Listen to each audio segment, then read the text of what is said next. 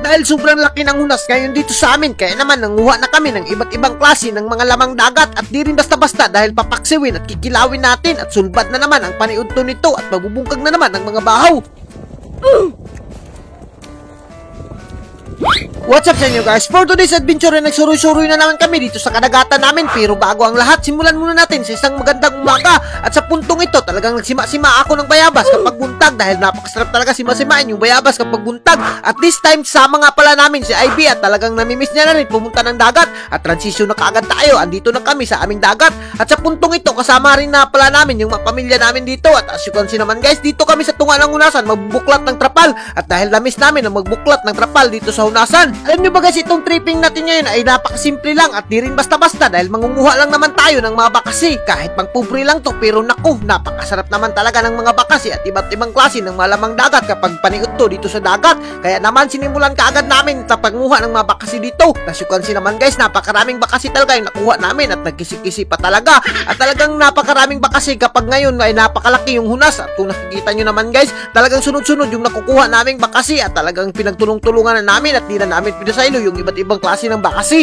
At alam ko guys, pabalik-balik na itong video namin pero bahala na, at least makakain naman kami dito sa paniud to at makapag-banding kami kahit pinubre lang yung banding namin. At as you can see naman guys, nakakuha rin kami ng masay po dito at bawat madaanan talaga namin, hindi talaga namin yan papasayluin. At nakakuha rin kami ng saang dito na napakasarap naman talaga at may mga battery kaming nakuha na napakasarap niyan kilawin at napakarami talagang lamang dagat dito sa amin guys. At kung alam nyo lang, naku, talagang hindi kayo magmamahay kapag nakapunta kayo dito. Alam nyo ba guys, ganito talaga yung mga ginagawa namin at pati si Ivy ay nanginginhas yan at napakagaling yan manginhas at napakaraming saang yung nakuha niya. At alam nyo ba guys, simula nung bata pa kami ay palagi na talaga kaming sumasama dito kay Papa na nagpupuntrip dito sa dagat at medyo nakasanayan na rin namin dito sa probinsya na magpuntrip dito sa tunga ng hunasan. At as you can see naman si Mama at si Papa guys, napakarami na nakuha nila at ubay-ubay rin yung mga saang na nakuha namin dito at pati mga bat, di rin namin yan papasayluin. At si Mama ay napakagaling naman talaga niyan manginas at siyempre nilanlan ko na nga at sima ko na nga yung bihod ng bat at napakasarap naman talaga niyan kunin guys at kainin. At ito talaga yung kagandahan dito sa probinsya guys dahil sobrang malilingaw ka sa pagpanginas at napakalibre lang ng mga sudan at sobrang presko pa, kaya naman hindi ka mababalaka kung masarap ba yung kinakain mo dahil for sure na masarap to. At sa puntong ito talagang hininawaan na kaagad namin yung mga kuha namin dito at pinagsama-sama na namin at pinagsanib namin dahil yung iba ay papaksiwin na namin at yung iba naman ay kikilawin. Kaya naman dinigamo ko na kaagad at itatakan ko na kaagad yung kaldero dito dahil papaksiwin na natin yan. At as you can see naman guys, talagang napaka-high-tech ng kaldero namin at lutuan dahil lukay lang yung niluluto namin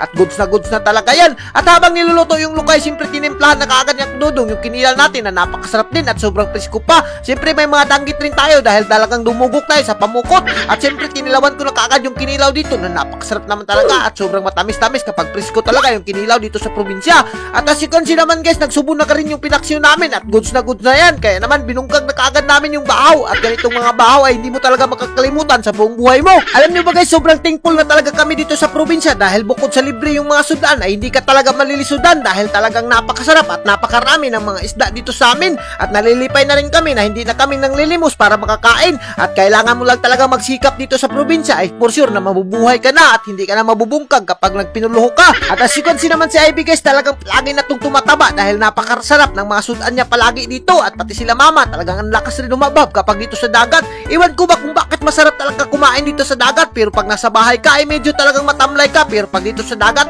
ay napakalakas mo talagang umabab at hindi mo na talaga papasayluin yung bahaw. At kung umabot ka sa video na to, mag-comment ka kung taga saan ka para malaman na rin namin kung saan umabot yung video namin at para malaman na rin namin kung ginagawa nyo rin ba to sa inyo. At again guys, ginawa ko tong video na to para hindi magpasikat. Ginawa ko tong video na to para maipakita sa inyo kung gaano kaganda ang buhay dito sa probinsya. Kaya ikaw kung isa ka sa nanonood at isa ka sa taga-probinsya ay marirelate mo talaga yung mga ganitong content at yung mga ganitong food tripan ay talagang hindi mo makakalimutan sa buong buhay mo, lalo na nung kabataan mo pa. At alam nyo ba guys, sobrang thankful rin kami dito sa lugar namin dahil bihira ka na lang makakakita ng lugar na ganito kasagana sa mga pagkain at ganito kasagana sa lamang dagat. Kaya naman kung meron kayong dagat na ganito kaganda at ganito kasagana sa pagkain ay huwag nyong abusaran para pagkasusunod na mga bata natin ay meron pa silang maaani at meron pa silang makukuhang mga isda. At hanggang dito na lang kami at kung giganahan ka sa mga video namin, huwag nyo nang kalimutan i-like and i-share para mas marami pa tayong food trip. Thank you and God bless you all. Mabuhay kayong lahat mga idol hanggat gusto nyo.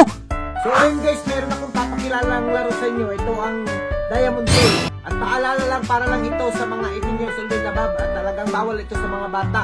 At kung paano maglaro, tingnan nyo ganito guys. So sa paglaro ng Diamond Games, kailangan mo lang talagang mag-register dito at fill upan ang lahat ng yan. At pagkatapos mo mag-fill up, ay kailangan mo nang mag-login. At napakaraming laro talaga ang pwedeng pagpipilian dito sa Diamond Game. Pero ito yung isa sa pinakapaborito kong laro, ito ang Mines. At dito sa Mines ay napakadali lang talagang manalo. At as you can see naman guys, nag-bet lang ako dyan.